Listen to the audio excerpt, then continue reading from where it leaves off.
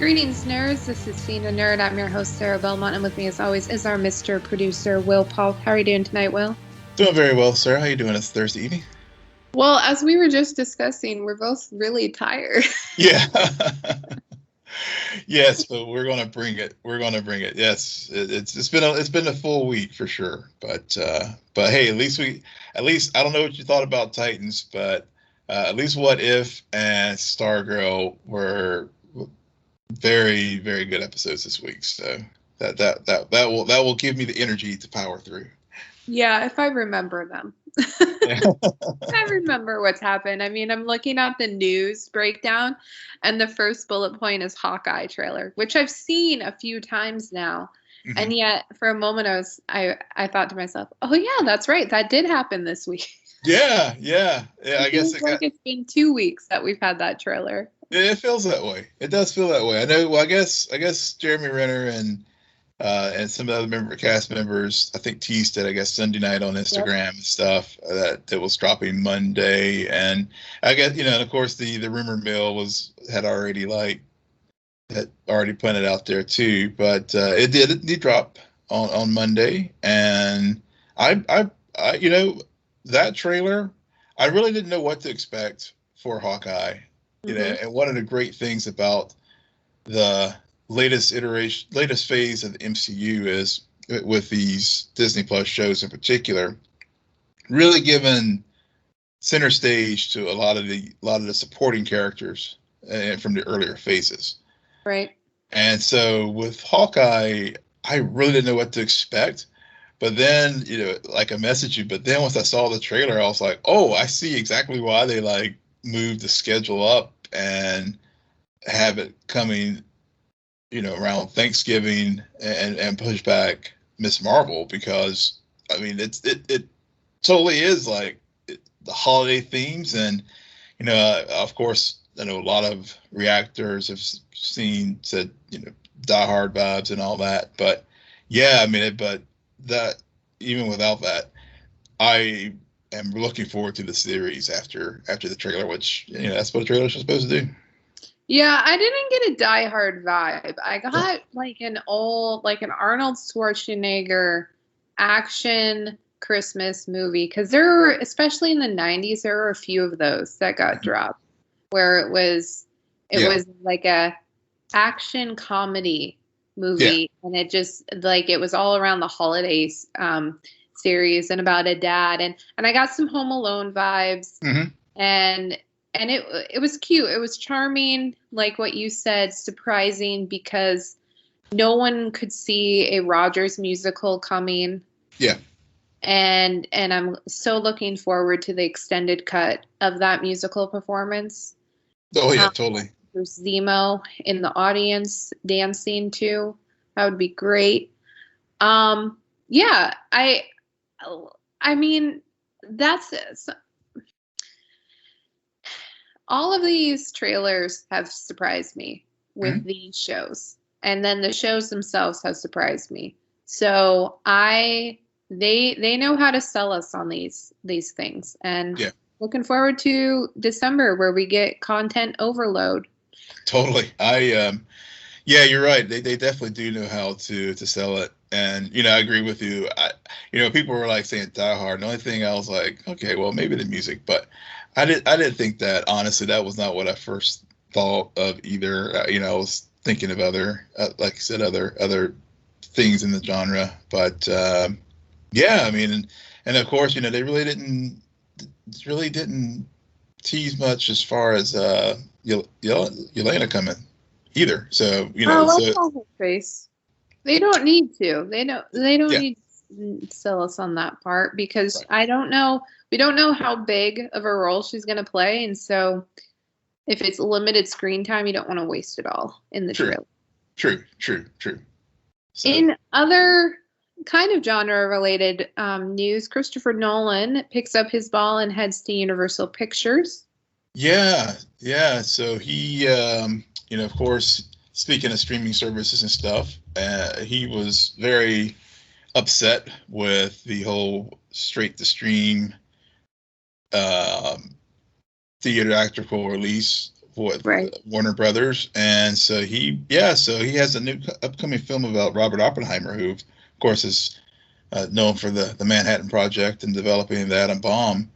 And he basically started. He was like, you know what, Warner, we've had a great run, but it's time for me to go look elsewhere. So he went around and got to talk to the various studios, and Universal agreed to his demands, which was like he wanted like a production budget of 100 million, which I guess is small for him. Mm-hmm. Total creative control, 20% of the first dollar gross, and a blackout period so that the studio wouldn't step on his movie, and then he won a 100-day theatrical window, which I guess is getting back to pre-pandemic days. Right. And apparently Universal's like, oh yeah, we'll cut that check for you and whatever else you want.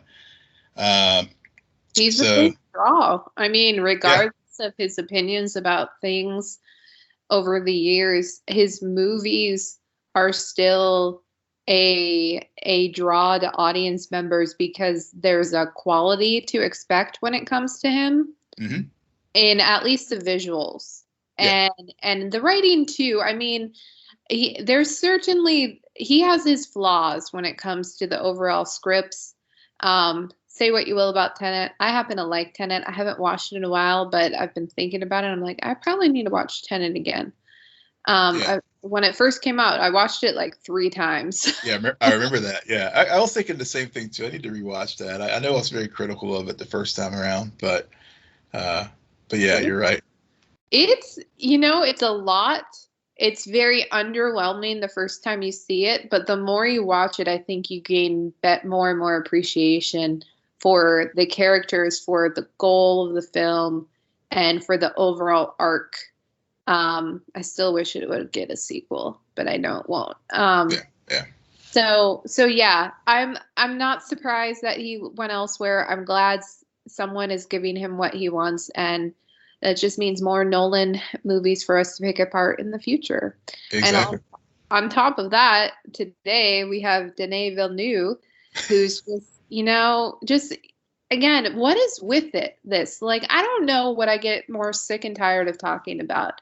Yeah. About how The Rock is supposedly be making this Black Adam movie, and how supposedly Toby and Andrew are in the next Spider-Man movie, or when we have these really great art filmmakers, mm-hmm.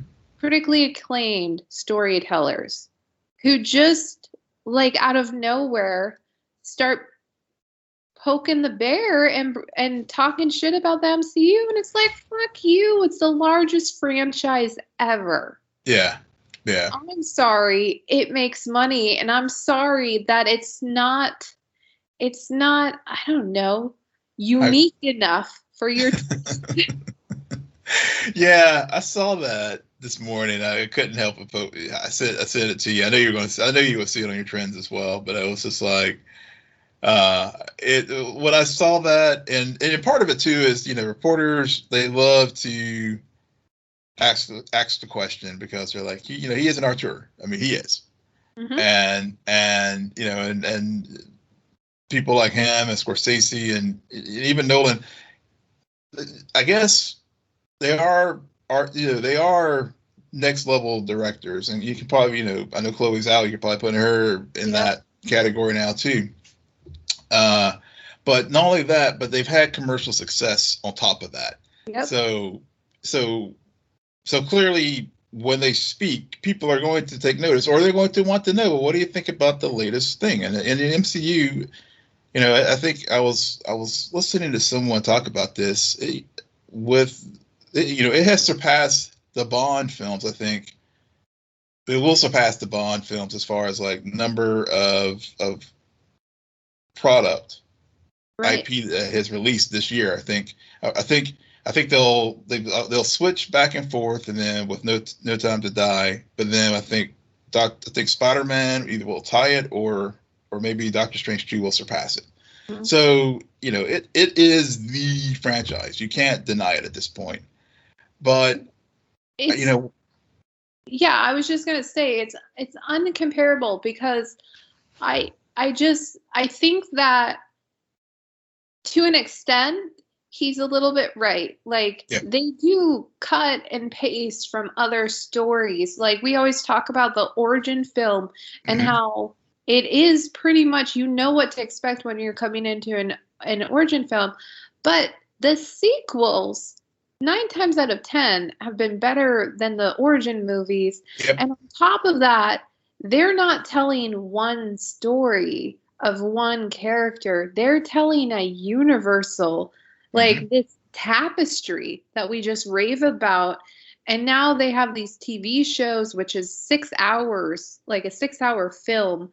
Um, and it's a lot more detail oriented Yeah. than copying and paste. And no, they're really I would argue there is really no original story anymore because No. everything has been told. The Hmm. originality comes from this is how I'm going to tell this story. Like Yep. at the heart of it, the crux of it, we have seen that play out before, but it's a new light, it's a different interpretation. It's like you feel like it's new because that's what they expect. So Yeah. I don't Yeah. know. It's sad that he like kind of he threw these shots, but whatever. We'll see Yeah. how June does, Yeah. Denny. Exactly. Exactly. Yeah. I mean, because talk about some, where he did have an IP, which I know was a very cult film, a Blade Runner, and it was critically acclaimed, but it's kind of middle of the road or so as far as the box office. So Still haven't seen it. I haven't either, and I know you're a fan of his work, so Yep. I know, yeah. So yeah, so I just think I know these, basically I think it was a Spanish language publication. I can't remember the name of it. They achieved what they wanted, which was they wanted the clicks. They got the clicks today for their story because that, regardless of whatever other good things that came out of that article, I think I saw another article later in the day where he was praising Chloe Zhao, for example, for taking on Eternals. The story of the day with Denny was he shit on the MCU. and so Right. And he and got Will to click on the story. and it got me to click on the story. I had to like do the translator too to make so I could read it and get past the paywall. But yeah, it was I just don't at the end of the day he you just promote your own film. And 'cause I thought about when I saw that, I watched the Inside of You interview this week with John Wesley Shipp, and I thought he did a very classy thing. And Flash fans, go check it out. But I thought he did a very classy thing whenever he was talking about another project and stuff, and his time as uh, his version of the Flash was on the TV back in 1990, and he was talking about that and talking about some other things, and he was about to like he was talking about another production, and he was almost about to say something. It's like, no, I'm gonna step back and just no, I don't need to talk bad about this other show. And I thought that was a very classy thing because at the end of the day he was talking about his work and the thing that he appreciates about doing his thing. And you Right. don't necessarily need to like cut down someone else's stuff in order to talk positively about yours. Just let your work speak for itself. So I thought that was a very classy thing. So I couldn't help but think about that when I saw the thing trending this morning. Yeah, I just took away from that interview all of the Dawson's Creek nostalgia Yeah, that too. and the fact that they They're were all sleeping with each other on set. I mean, the yeah, kids, not the adults. The kids, right. The people, kids, please. yeah, But which yeah, go check, yeah, yeah, yeah. No, spoiler alert, yeah, that they're definitely led to some awkward things, but yeah. In other news, but not MCU related, we did get some DC, and I'm gonna go over these real quick because yeah, it's nothing big. yeah, But the Batman Penguin spinoff at HBO Max is kind of greenlit. It's greenlight. Like, what is your yeah. announcement? I feel like I've heard about this before. It's well, there's been this is the second or third spinoff from that film now. This one was new this week. I think it's in development. Colin Farrell has not yet signed on to it, but they have approached him. So, earlier in the week, it was kind of one of those things that dropped, um, even though all the noise that day was really focused on Hawkeye. Right. So kind of what you're telling me is HBO, Warner Brothers, does what they classically always do and hedge their bets far too early. Because are you kidding me? If this movie does what I think it's going to do, and Colin isn't involved in a spinoff about the character he plays in it, good God, Warner Brothers, get your shit together. In other Bat-related news, Batman did drop a teaser trailer and a new poster for season 3, which will premiere on October 13th, and Poison Ivy, along with other new faces, are set to appear. I did not watch the teaser trailer. Yeah, it was only like 15 minutes. It was only like 15 seconds. I mean, it was one of those things where I literally, it was like a tree in the forest, really, because the CW dropped it on their YouTube channel, I guess, last night. Mm-hmm. And, as of the day, it only had like 15,000 views or something like that. And then I happened to see it, it was just one of those random things that came through my YouTube feed. Right. And I was like, oh, okay.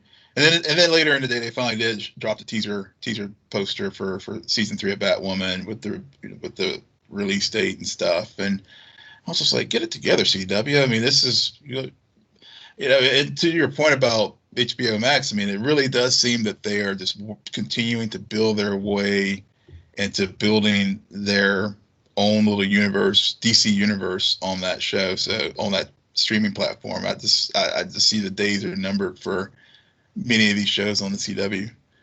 Wow. Yeah, man. I'm not saying that they'll get canceled. They may just move them. I mean, it would be great if they moved Superman and Lois and Stargirl from CW to HBO Max. I would love it there. I don't expect any smart moves from them. Yeah, true. Well, you put too much faith in their quote unquote strategy.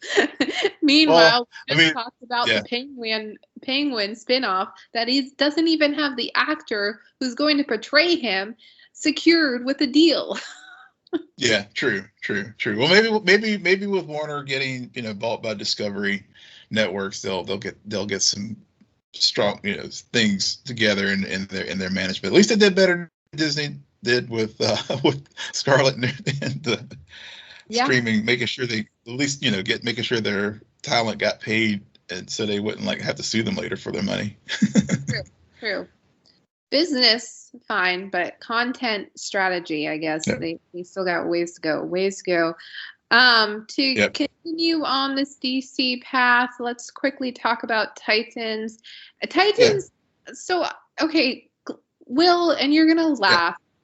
True story. I was watching this episode, and Jason did that weird thing with the prostitute, I guess.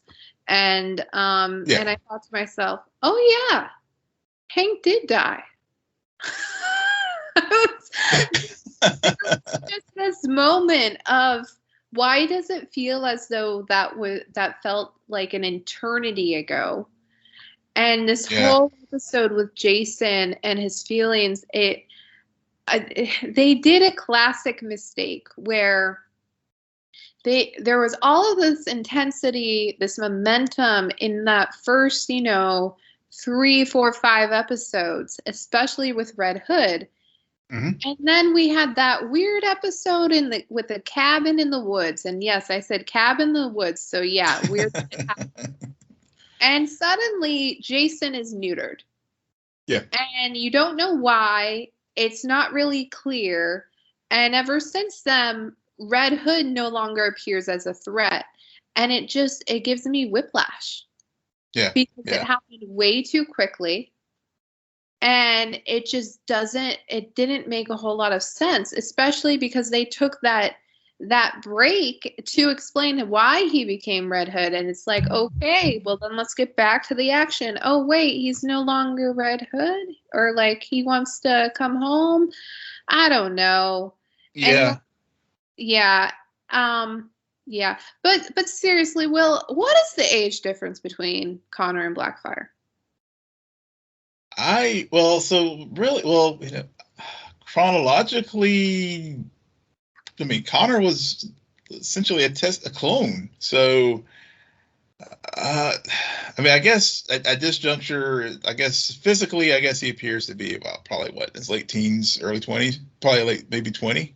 But hopefully he's legal. Hopefully. Yeah. I mean, I think he's definitely at least 18. Yeah. He's probably 20, 21. Yeah. I think that's probably where he probably is. I mean, we just saw a lot this episode. Oh yeah, we heard a lot. We heard things are breaking. Which I was like, okay, a lot. they went to that trope. I was just like, huh, interesting. Yeah. But I mean, but then I couldn't help but to think about first season and like, well, then again, her sister got in bed with Dick like how many episodes into the season? Yeah. But they have undeniable chemistry. I mean, we've talked about we've talked about that, and it's. I was just surprised by the amount of skin. That's all I'm saying. Yeah, it was a lot of skin this episode. This was like Doom Patrol level skin. I mean, I've been rewatching season 1 and just thinking of back with Cliff and his backstory. Yep. But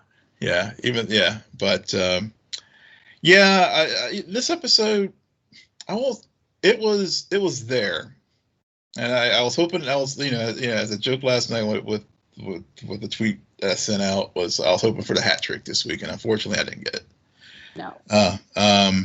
There was hope. There was hope because of this whole thing with Tim Drake. Yeah. I mean, and the way they introduced Tim, I mean, they did hold true to his origins in the comic, because I think he was there.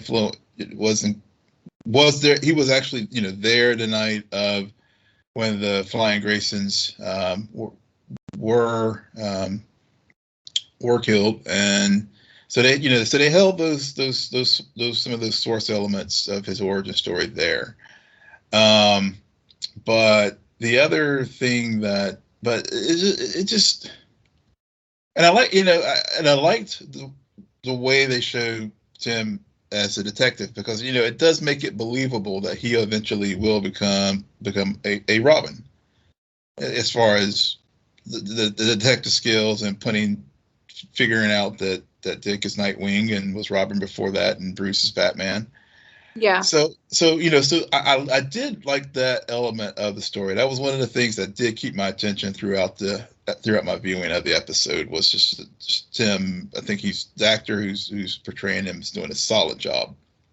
You're right. I mean, I think, oddly enough, I think a lot of the stuff that's going on with the actual Titans makes sense, because earlier this season, a Starfire had a Vision episode, and she and Gar got paired up. In this episode, because of the chemistry, she gets paired up with the new lovers, but the same kind of moments. So you had this comedic moments, and that's headed someplace. Mm-hmm. We don't know, but it was dragged down by all of the Crane stuff. Oh my God. And some of the worst acting I've seen in a while.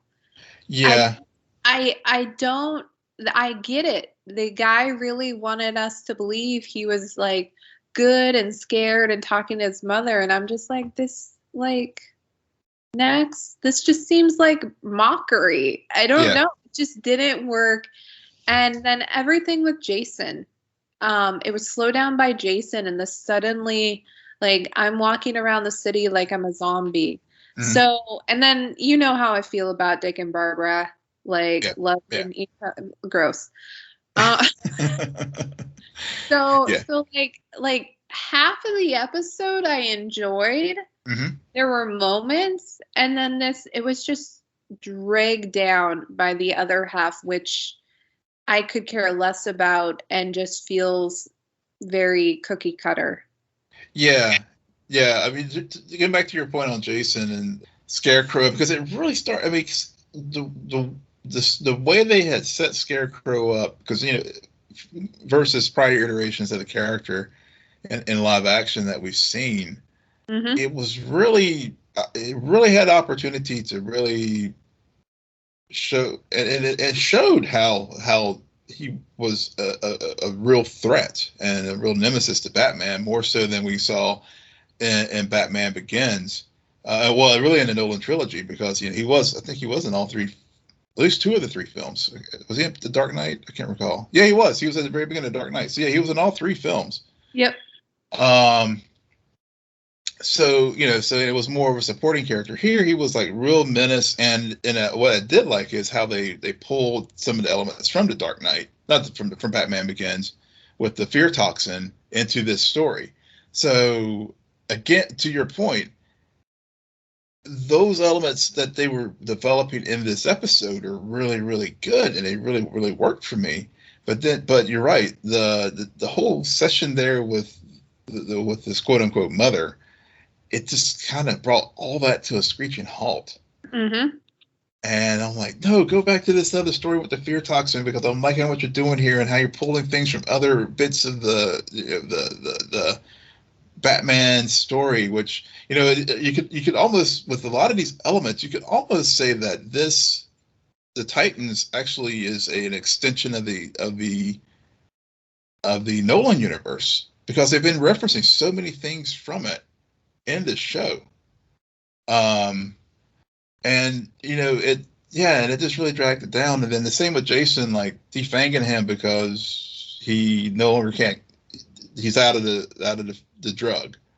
Mm-hmm. And I get where they were going with the addiction, and they were trying to, and it really, I guess, was their way of just setting this up for the redemption arc, and Gar making the point, look, what happened with me and Cadmus, and y'all brought me back home. So I think some of the Jason stuff worked with me. I'm going to reserve judgment on it for right now, as far as Jason's story, and see what they do with the arc, because I think they did set up some good elements. There were some parts of it, that was weird. The Hank stuff, and tried to atone for it. I see what they were trying to achieve. I don't know if it, like you, I thought it did seem that Hank's death happened in another season versus this one. Yeah, it like we can see everything that they're trying to do and trying to get across, but it just feels, and this is a complaint I had about first season, it's very bipolar, because one moment he's a badass, he doesn't care, he's doing what he wants, and the next moment he's a druggie. And it's like, okay, why have those two things happen in the same season? I think these writers rush. Yeah. We should have had a full season of Red Hood. Yeah. And then the following season, a redemption arc. Right. And I think I'm looking back and thinking it was a mistake to let Dawn go as quickly as she did. Mm-hmm. Because there could have been a lot more connective tissue for the guilt that he feels, and the pain and remorse that Dawn has with her involvement in everything. Yes.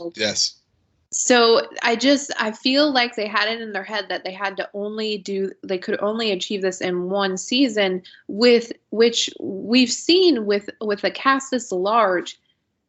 Overall arcs, especially for individuals, are really hard to pull off correctly, because there's a lot of different storylines happening, and not everybody can be given a fair amount of time. So and we haven't even talked about the issues with Dick in this episode, and trying to play off the concussion, and his decision making too. I mean, it's just like Corey called him out, rightfully called him out. Like, you want to be a better Batman. Yeah. And yeah. I don't know. I feel like we've already spent way too much time on this episode, but when we have a few more to tackle. So let's move on to what if Killmonger rescues Tony Stark. I was watching this episode last night, Will, and I was thinking to myself, not my favorite episode. However, I really love what this show continues to do.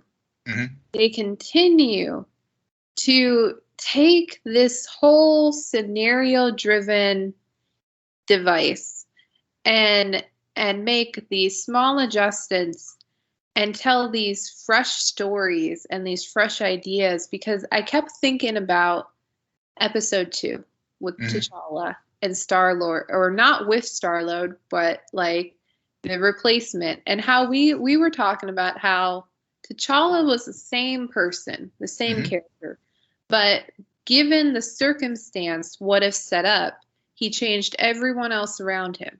Yeah.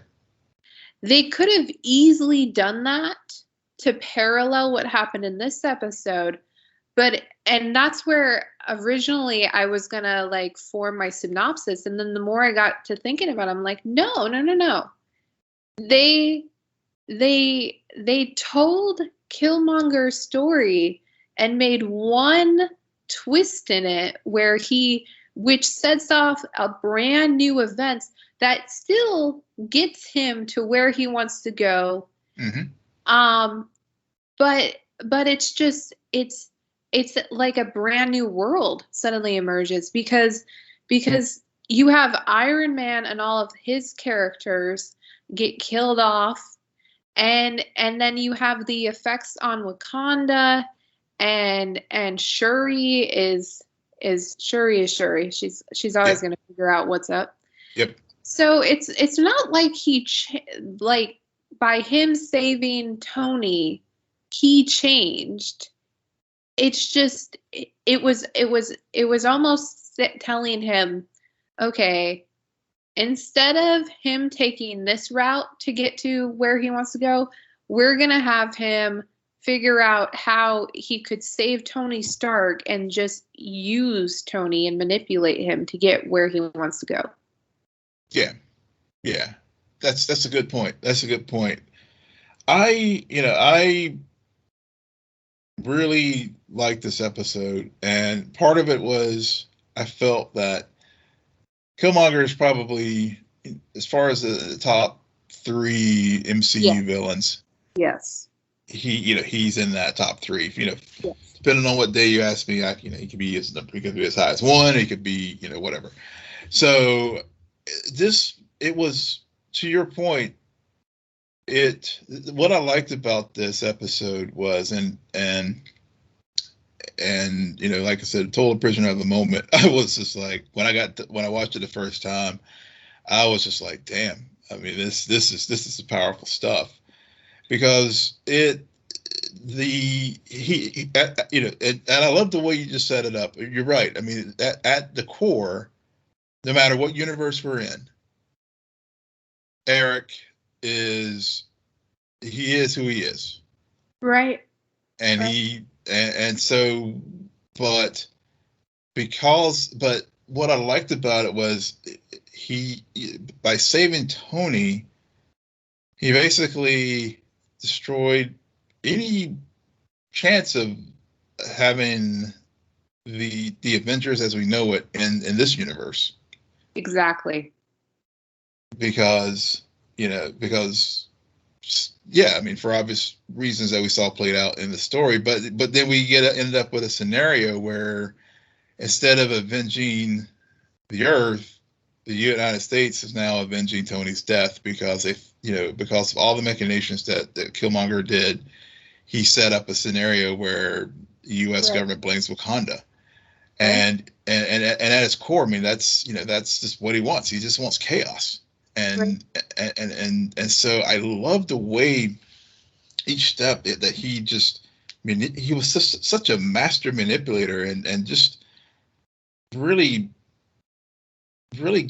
got dug in a little even deeper, as far as, like, in some ways, as far as his motivations that we saw play out some in Black Panther, but even more so in this episode, even more so in this 30-minute episode. The only place where I felt this episode kind of meandered a bit was the fight scenes outside of Wakanda. I was just kind of like, no, it was. I mean, it was clearly you couldn't pull that off in live action, but I just felt it was kind of meandering, and it did feel like, okay, it's a replication of things we've seen before.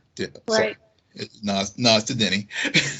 Yeah, and I think you're right, because with episode 2, T'Challa's whole origin changed. Like he never grew up in Wakanda. He grew up in space, and so that persona of suddenly being Star-Lord versus Black Panther happened. Where here, this is a Killmonger story, but the twist didn't happen with his origin. His dad still got killed by the King of Wakanda, and he was still left out cold and alone and abandoned by his people.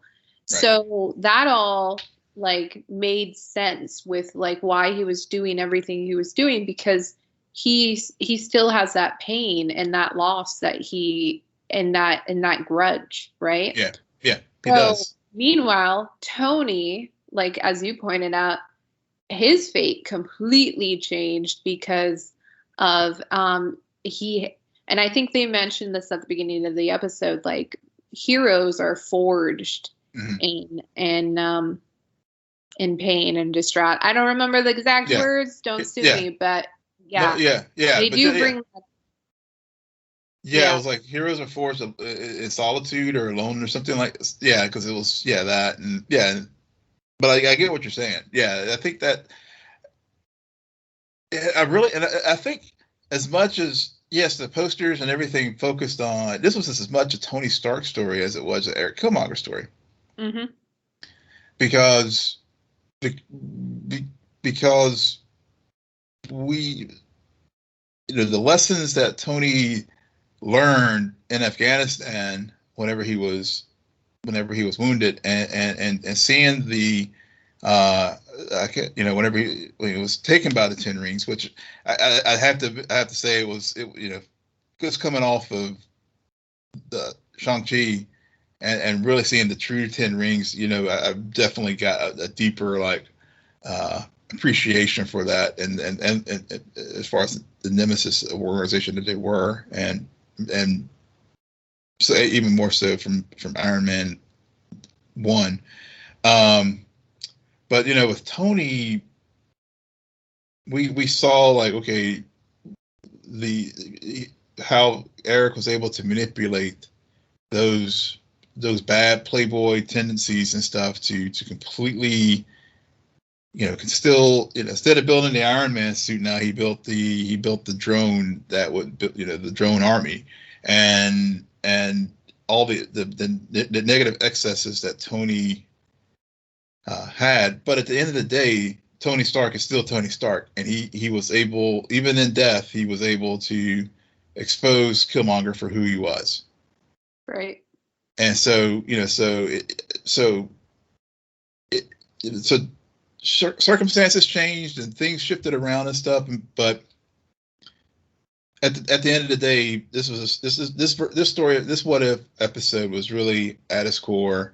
We're showing you basically how Killmonger is still is really the top MCU villain, but we're also showing you that Tony Stark is still a unique personality, and even if instead of the methods of becoming the Iron Man, he is the hero that we've known, he is still going to be able to impact the events of the world because he was still one step ahead of Killmonger. Right. And saw this potential betrayal that could happen. So, and of course, and then Shuri just making her comment, there's more than one genius. Like you said, she was already sniffing something, knew something was wrong with him anyway. And of course, And then we can, yeah, Good too. yeah, yeah. And so the pepper, you're right, right. But then we can't like close this out without talking about T'Challa and Chadwick and just those scenes just hitting differently now for obvious reasons, Mm-hmm. but also when they were on the ancestral plane and the words of prophecy that he basically spoke to Killmonger, Right. was just like, damn. I mean, that's it. It really again drove home the point that no matter what Eric is trying to do, it's going to be chaos. He's not going. He will win the battle, but ultimately he will lose the war. Right, because he stole it. Mm-hmm. He didn't win it. He Yep. literally stole it and took what he wanted, and that scene was my favorite part of the episode because I really liked, because it made me think about those scenes in the movie Black Panther, Mm-hmm. that dealt with the ancestral plane and fathers and sons and everything. And I thought it was clever that instead of him seeing his, because for a moment I was like, all right, Sterling K. Brown, here it comes. Yep. But for T'Challa to say that, given what happened early on in the episode, so and there was similar things that were talked about in the movie.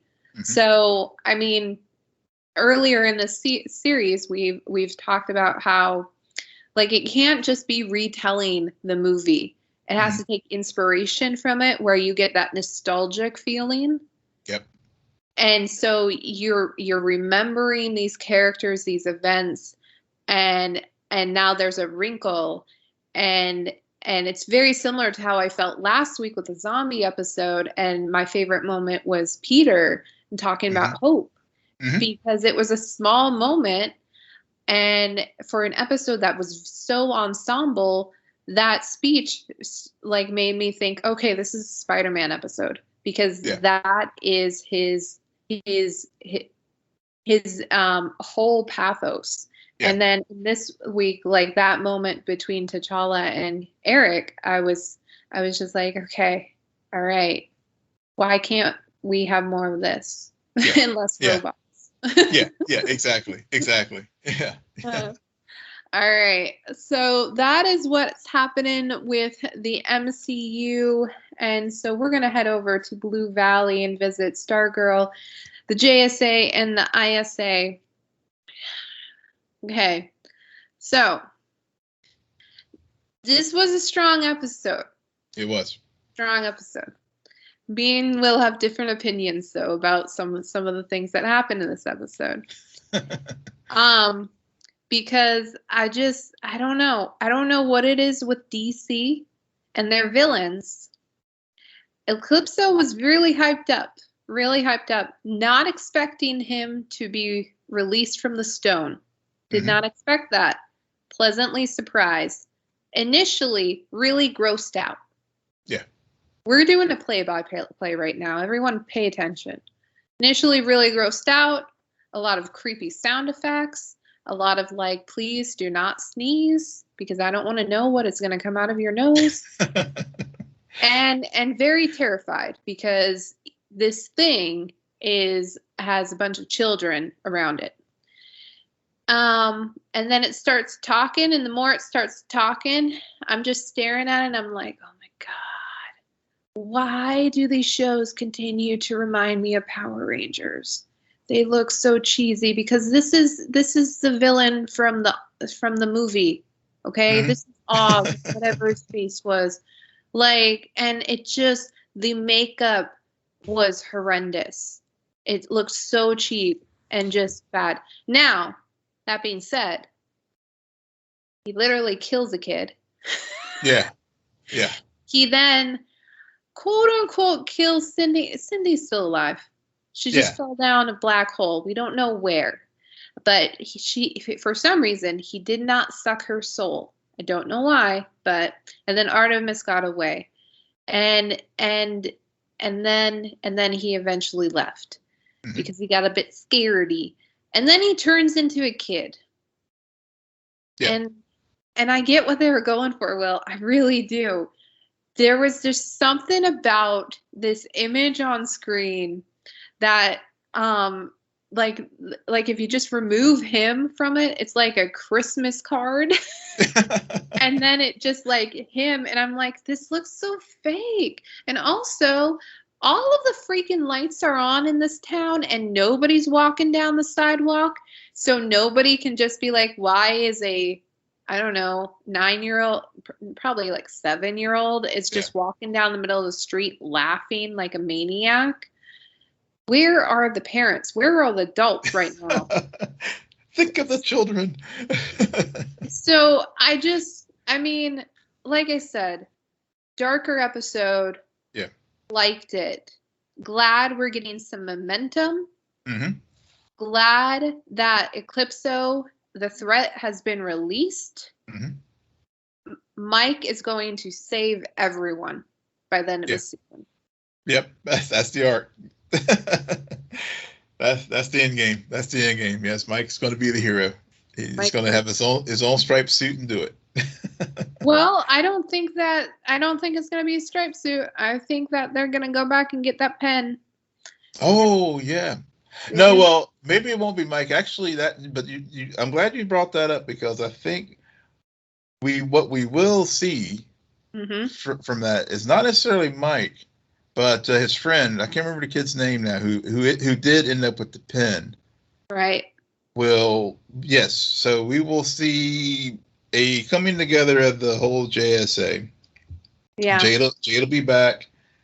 I think episode 9, I believe, is when Jay Garrick will show up as well. And as I was watching the episode, earlier I thought that that Sylvester may have been a fake, because that's one of the things that Eclipso will do to was so dangerous about him. But now I think it actually is the actual Starman. Somehow he managed to live. I'm off the. I'm stepping back from my theory that he's not the real deal. It's a ploy that Eclipso is going to use him to get to Courtney, because the thing that basically the ploy was to basically use Courtney and use the staff to release him from the diamond, which they were able to. That's what they were able to achieve. And so I think so we'll probably see this gathering, the grand gathering of the JSA in a few more episodes. But what I really liked about this episode this week was I finally felt like the team, the JSA, even though they were having some moments where the ISA was kicking their butts, I felt like they felt like a unit again. Yep. Which seemed to have been missing for some episodes. And so I really enjoyed that piece. I really liked the way that they utilized the shade, because they've been kind of hinting towards it, that he was, at the end of the day, he had his own mission with regards to Eclipso, but he was, and he still will, and I think in his circumstance was kind of ambiguous the way they kind of left things too. So I don't know if he's gone, if he's poof, especially given that we saw Dr. McNider still in some kind of shadow universe, which that's my theory. Niter's going to save him. Yeah. Yeah. And maybe Cindy is also in that same shadowy universe as where Eclipso sent her. Interesting. I did not think about that. That might land up. I just feel as though Eclipso sent her someplace else. Yeah. Yeah. He does. Yeah. Yeah. I don't think she's dead either. I mean, she's dead. I mean, Cindy is such a good villain for the show, and I love the way they have the dynamic set up between her and Courtney. That it would be a shame if they uh, got rid of her. Isaac was definitely, as soon as he came on the scene, I was like, yeah, he's a goner. Yeah, no, you're absolutely right that this episode, it stood out from the rest because we got the JSA back together again, and they felt like they had a united storyline, although there were a lot of Pat and Courtney. And I think that's where the writers kind of struggle, is Courtney's a part of the JSA, this is Stargirl, so they also have this family with like the Dugans and drama there, and so it was interesting to me at the end of the episode, Courtney and Pat and Mike are in the hospital, and then all of the kids are back at the garage, and I'm just like, Courtney's their leader. Yeah. Oh, man, why? And also, after that, and knowing Eclipso's out there, you should have gone to the hospital, guys. Why are you hanging out all by yourself? Weird. So I hope in the future they kind of build that more, where she's around the other members a lot more. They are doing the long game though with Cameron. Yeah. I appreciate it. I hope he doesn't turn until the very end, and that's season 3. I hope that's the setup for season 3, is him realizing everything and finding it all out. Because they've been playing that so slow that I think it has potential to, like, don't waste it. Don't pull Titans. That's what I'm saying. I agree. I completely agree with you on that. I think that they need to hold that back as long as possible. And also they need to get some fighting lessons for Beth. Yeah, she's the brains of the outfit. So, but that was another thing too. It's just I'm glad that the scene between Beth and Artemis, in particular, about the families, and and it really, like, it was. I like the way they set that up, because it really explored, like, appearances and people. People, you think you have it together, but you just don't know what's going on behind their closed doors. And I thought that was that was just good. That was just really good storytelling, and why I think this show and, like, Superman and Lois really have, like, taken it up a notch versus some of their peers on the network, because they do those good, nuanced and more grounded things that people are dealing with. And it was just a small moment in this episode, but it spoke to the larger thing that's been going on with Eclipso, and just and then bringing back what Yolanda had to deal with, as far as with the selfie that she sent to to the entire school and everything, and that got out. I think that you're for me, that what this episode did was further prove something you mentioned last week, where I need to be a bit more patient, because at the end of the day, they're doing something that a lot of these shows tend not to do. And they are really holding on to and stretching all of the guilt that came with Takedown, or not even the guilt, the consequences. Yeah. They saved the town. They did what was right. But the ISA were parents to a lot of these people. And so you essentially tore apart families and left a lot of confused kids behind. And now you're having to figure out, like, you're kind of looking at them and, like, they're my age. They're just like me. They they're not evil. Their parents did something bad. So why? Yeah, it's like that one episode where Courtney looks at Artemis and her parents, like, why do I feel bad for them? And it's because you're viewing them as a family versus a villain. Yeah. And I really am starting to appreciate this season more through that perspective and that lens, that they are starting now to gain momentum with everything. They took a while to get there because there's a lot of fallout from what the events of the season 1 finale are. Yeah. Yep. For sure.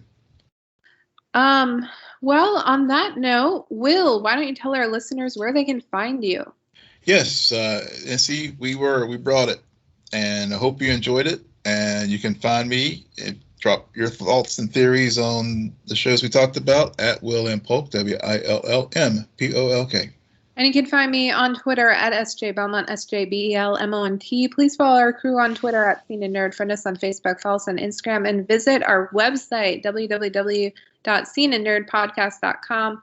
But most importantly, rate, follow, and comment on Apple Podcasts, Spotify, YouTube, Google Podcasts, or wherever you get your podcasts. Good night, Geek Out. You're welcome.